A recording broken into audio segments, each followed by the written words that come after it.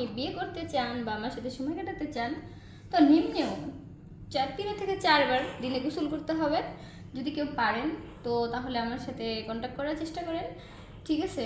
কারণ দেশিদের চেয়ে আমার প্রবাসীদের একটু চাহিদা ভালো, তারা বউয়ের কাছে সব কিছু দিয়েই, টাকা পয়সা হোক বা যেটাই হোক, তাদের কিন্তু টাকা পয়সার চেয়ে তারা মনের চাহিদাটা বেশি করে।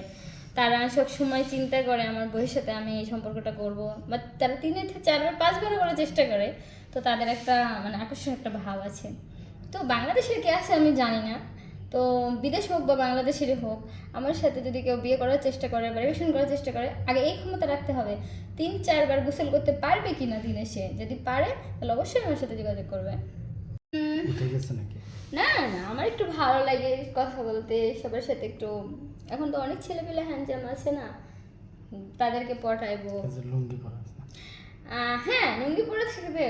লুঙ্গি পরে ছেলেদের আসলে স্মার্ট ভালো লাগে, কিন্তু তাদের একটা স্বভাব খারাপ আছে জানেন।